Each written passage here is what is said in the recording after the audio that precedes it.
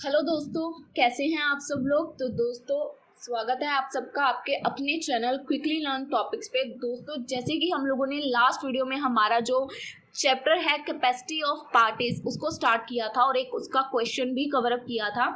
तो अब हम लोग हाजिर हो चुके हैं आपके लिए नेक्स्ट टॉपिक लेके, जो है इसके अंदर कैपेसिटी ऑफ कॉन्ट्रैक्ट की। एक कॉन्ट्रैक्ट की क्या कैपेसिटी है।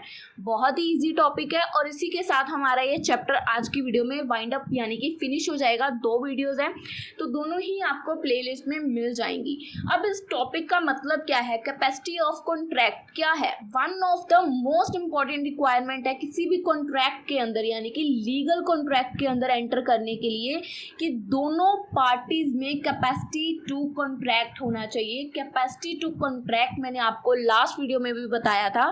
कैपेसिटी ऑफ कॉन्ट्रैक्ट यानी कि कॉम्पिटेंट, दोनों बंदों को कॉम्पिटेंट होना पड़ेगा। कॉम्पिटेंट कैसे, ये ना हो एक बंदा माइनर है और दूसरा मेच्योर है।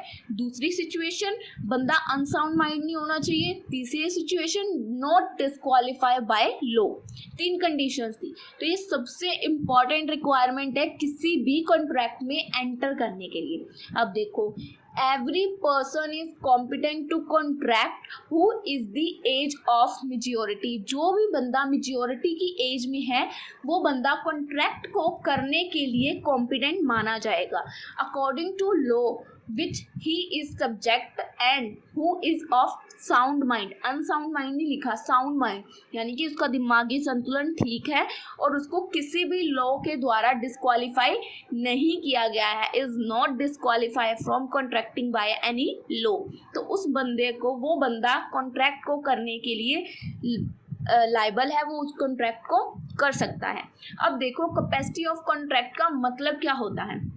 कैपेसिटी ऑफ कॉन्ट्रैक्ट का मतलब है कि वो इंडिविजुअल जिसके पास कैपेसिटी है कि वो किसी भी कॉन्ट्रैक्ट के अंदर एंटर कर सकता है under the Indian contract act. इसके अंदर हमारे पास कुछ इसेंशियल्स हैं कि वैलिड कॉन्ट्रैक्ट के अंदर एंटर करने के लिए क्या क्या इंपॉर्टेंट पॉइंट्स हैं।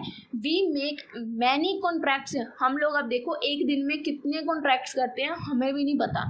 जैसे हम लोग किसी शॉप पे गए कोई फ्रूट खरीदने, किसी को हमने कुछ प्रॉमिस कर दिया कि मैं तेरे को तेरे पैसे कल वापस कर दूंगा, ये सब कॉन्ट्रैक्ट है।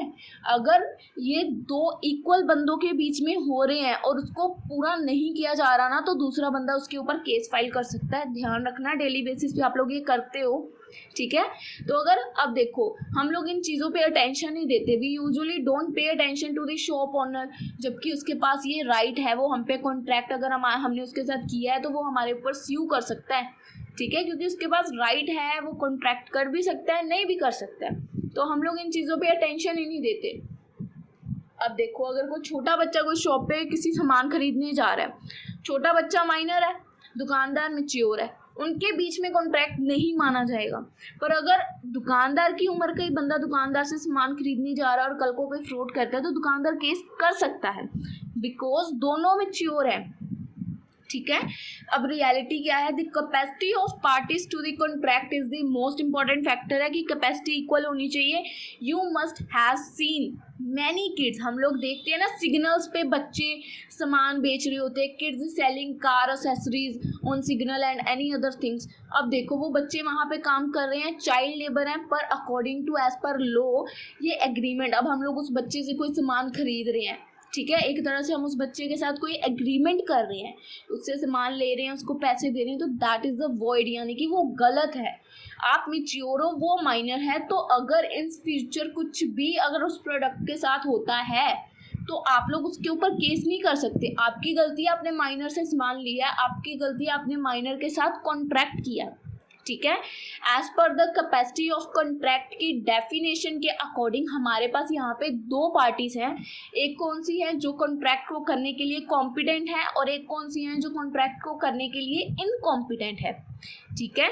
कॉम्पिटेंट और इनकॉम्पिटेंट। कॉम्पिटेंट कौन सी है, the party that meet 3 conditions capacity of contract वो एंटर कर सकती है कॉन्ट्रैक्ट के अंदर। पहली, उसकी मेजॉरिटी एज 18 से अबव होनी चाहिए, पर्सन साउंड माइंड का होना चाहिए और पर्सन को किसी भी कानून के द्वारा डिस्क्वालीफाई नहीं किया होना चाहिए। और इनकॉम्पिटेंट क्या है कि बंदा माइनर, इनकॉम्पिटेंट, वो अगर बंदा वो माइनर है तो इनकॉम्पिटेंट है, अगर बंदा अनसाउंड माइंड का है तो वो इनकॉम्पिटेंट है, और अगर उसको किसी लॉ के द्वारा डिस्क्वालीफाई किया गया तब भी वो इनकॉम्पिटेंट है। ठीक है, बातें देखो वही घूम रही हैं जो पिछली वीडियो में भी थी और इस वीडियो में भी है, बातें वही घूम रही हैं। टॉपिक अब आपको यहाँ पे पेपर में क्या समझना होता है कि आपको क्वेश्चन क्या पूछा गया। अब देखो इसी चैप्टर का ना एक थर्ड क्वेश्चन और बन रहा था, और बहुत सारे बच्चे मुझे पता है बोलेंगे कि इस टॉपिक पर भी वीडियो बनाओ। अब इसमें क्या पूछा गया है, discuss the various persons who are incompetent and competent to contract. अब जिन्होंने तो अभी तक ये वीडियो पूरी देखी है ना, उनको पता चल गया है कि यार इनकॉम्पिटेंट पर्सन्स कौन है और कॉम्पिटेंट पर्सन्स कौन है। तो आपको ना क्वेश्चन बनाना पड़ेगा। देखो आपको किसी भी वीडियो में क्वेश्चन को बना के नहीं दिया जाएगा। मैंने बहुत कोशिश की है आप लोगों के लिए, क्वेश्चंस बना बना के अपलोड भी किए हैं, बहुत सारी वीडियोस है मेरे चैनल पर देखो हर साल पेपर आता है, हर साल वो लोग क्वेश्चन को एक नया रूप दे देते हैं, आंसर उसमें सेम ही लिखना होता है। तो एक वीडियो को कितनी बार कोई भी टीचर आपके लिए अपलोड करेगा, आप खुद सोचो। क्वेश्चन वही है लास्ट ईयर वाला ही जो एग्जाम में आया था, क्वेश्चन की उन्होंने मैनर घुमा दिया, क्वेश्चन को पीछे वाला स्टेप आगे कर दिया, आगे वाला तो नहीं कई बच्चों को समझ आता और बोलते हैं इसके ऊपर वीडियो लाओ, जबकि वो टॉपिक उन्होंने ऑलरेडी कर रखा होता है। तो कोशिश किया करें कि आप लोग क्वेश्चंस को समझें, क्योंकि जब तक आप लोग क्वेश्चंस को अंडरस्टूड नहीं करोगे आपको नहीं समझ आएगा उसके अंदर क्या लिखना है, और ये आपको खुद से करना पड़ेगा। कोई आपको आके नहीं समझाएगा कि इस क्वेश्चन में ये लिख दो, इसमें ये लिख दो। हाँ, आप लोग क्वेश्चंस के लिए कमेंट सेक्शन या टेलीग्राम पे मुझे क्वेश्चंस कर सकते हो, इंस्टा पे भी मैं अवेलेबल हूँ, आपको सारे लिंक्स मैंने डिस्क्रिप्शन में दे रखे हैं, और बहुत सारे बच्चे हैं जो मेरे से वहाँ से हेल्प ले भी रहे हैं।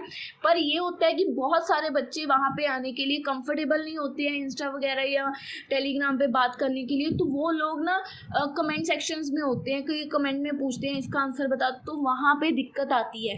कमेंट्स पहले तो सारे को रिप्लाई नहीं किया जाता, और दूसरा अगर कोई यूट्यूबर कमेंट आपका देख भी लेता है, रिप्लाई कर भी देता है, तो उसके ऊपर वीडियो कहीं ना कहीं वो भूल जाएगा बनानी। जब आप लोग उसके साथ टच में रहोगे ना इंस्टा या टेलीग्राम पे, तो आपके लिए वो काम जल्दी हो जाता है।